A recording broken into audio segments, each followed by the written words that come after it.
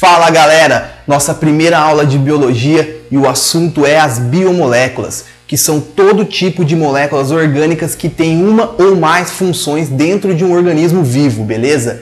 Essas biomoléculas são compostas por um grupo seleto de elementos químicos, tá? Esses elementos químicos são o carbono, o oxigênio, o nitrogênio, o hidrogênio, o enxofre e o fósforo. Pode acreditar, pessoal, junto esses elementos químicos constituem 98% da massa de qualquer organismo vivo, beleza?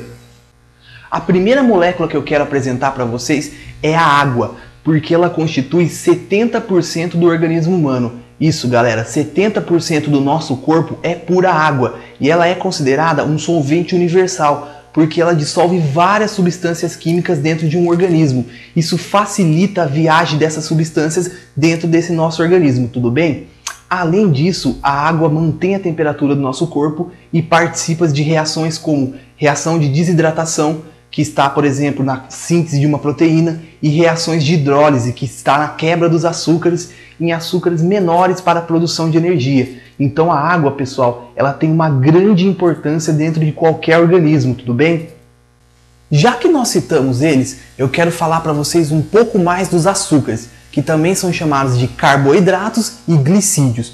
Pessoal, os açúcares são de extrema importância dentro dos organismos vivos, porque é a partir deles que a gente retira a energia necessária para o funcionamento, para o metabolismo do nosso organismo. Além disso, alguns açúcares têm bastante importância estrutural, certo? Bom, esses açúcares podem ser classificados em monossacarídeos, disacarídeos e polissacarídeos. Galera, os monossacarídeos são aqueles açúcares mais simplesinhos, que é um exemplo, as pentoses que estão presentes no DNA e no RNA, que a gente vai estudar um pouquinho mais para frente na nossa aula. Já os disacarídeos vêm da união de duas moléculas menores, que são os monossacarídeos. Um exemplo é a lactose, que está presente no leite e vem da união de uma molécula de glicose mais uma molécula de galactose. Já os polissacarídeos são aqueles açúcares imensos, grandes, que vêm da união de vários monossacarídeos, certo? E aí, pessoal, eu quero citar três para vocês muito importantes, que são o amido, a celulose e o glicogênio, certo? O amido e o glicogênio são açúcares de reserva vegetal e animal. O amido fica paradinho lá nas raízes dos vegetais, esperando um momento de falta de energia para esses vegetais. É aí que ele é quebrado em moléculas menores e serve para o metabolismo desses vegetais. O glicogênio fica paradinho, a maioria dele lá no nosso fígado, esperando um momento de falta de energia no nosso organismo, para ser quebrado e ser usado para a produção de ATP, certo? Já a celulose, ela tem grande importância estrutural nos vegetais. Ela compõe a parede celular desses vegetais. Então ela define muito bem a estrutura dos vegetais, impede a invasão de micro-organismos e a desidratação desses vegetais, tudo bem? Então os açúcares são muito importantes. Outra classe muito importante de moléculas que eu quero citar para vocês são os lipídios, especialmente as gorduras e as ceras.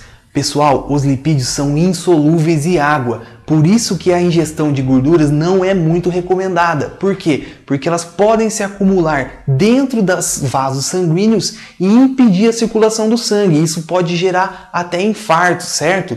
Mas também tem o lado positivo desses lipídios serem insolúveis em água. É o caso das ceras, que estão presentes nos vegetais. Essas ceras impedem que esses vegetais perdam a água para o ambiente. E essa água é muito importante dentro dos vegetais no processo de fotossíntese, por exemplo. Beleza?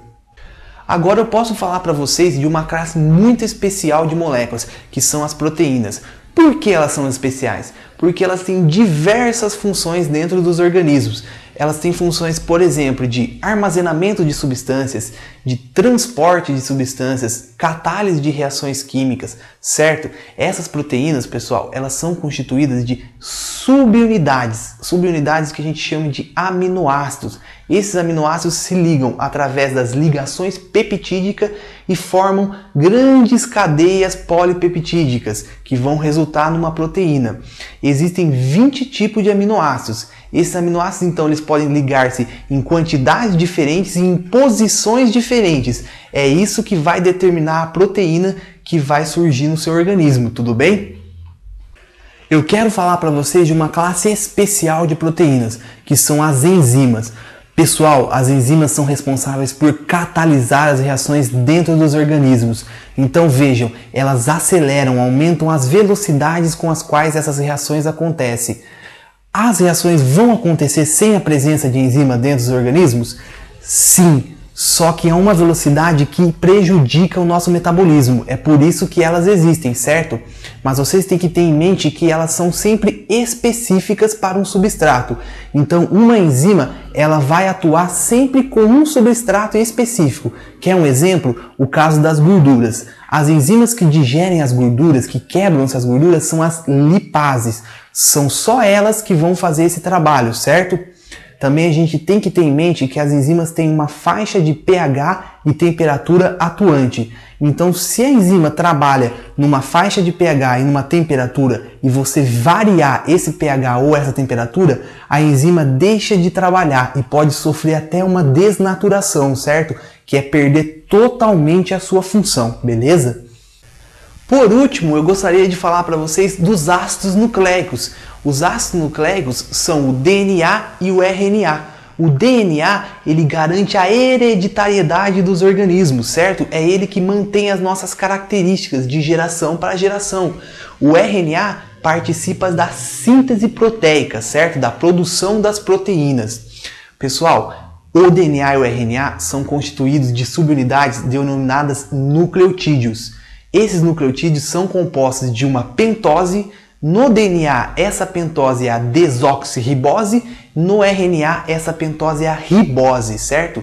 Os nucleotídeos também são compostos de um ácido fosfórico e de uma base nitrogenada. Essas bases nitrogenadas podem ser uma adenina, uma timina, uma uracila, uma citosina e uma guanina. Mas lembre-se sempre que no RNA a gente não tem timina, só tem uracila. E no DNA a gente não tem uracila, a gente só tem timina, certo?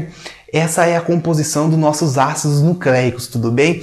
Era isso que eu tinha para vocês nessa nossa primeira aula de biologia. Valeu, galera!